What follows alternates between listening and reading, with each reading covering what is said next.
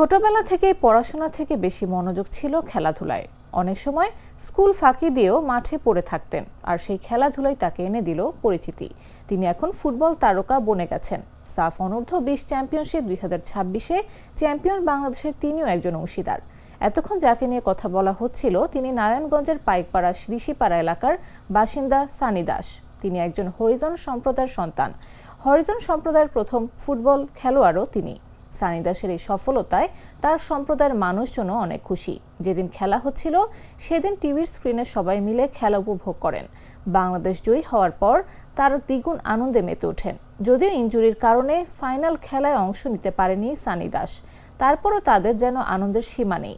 বাংলাদেশের জয় মানে সানি দাসেরই জয়। অনেক কষ্ট করে আমরা খেলাধুলা করছি দুই ভাই। আজ আর কি আমার পারফরমেন্সের জন্য আমি আর কি কোনো জায়গায় যাইতে পারিনি খেলতে। ঠিক আছে, বাসায় কেউ ছিল না, বাবা কাজ করতো, আমিও কাজ করতাম। এই জন্য আর কি আমরা অনেক কষ্ট করছি ফুটবলের জন্য। আমাদের ভালো লাগতেছে খেলাধুলা করতেছে পোলা ভাই। পড়াধুলা করতো না, আমাদের ফুটবল খেলার বেশি চাহিদা ছিল। যে আমাদের হরিজন সম্প্রদায়ের ভিতরে এই ছেলেটা এত দূর যাইতে পেরেছে।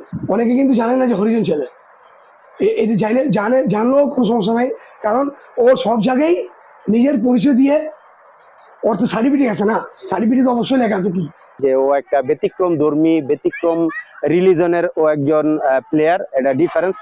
হিন্দু বাংলাদেশে অনেক প্লেয়ার খেলছে, বাদল রায়, আশিস ভদ্র, আমাদের সময় খেলছে রজনীকান্ত বর্মন, আমরা একসাথে খেলছি। সেই হিসাবে হিন্দু অনেক প্লেয়ার ছিল, কিন্তু হরিজন এটা একটা প্রথম। ও এই হরিজনের মধ্যে প্রথম। সেই হিসাবে আমি চাবো যে আমাদের বঙ্গবীর সংসদের সুনামটা ধরে রাখতে হবে, যাতে আরো দীর্ঘদিন খেলতে পারে।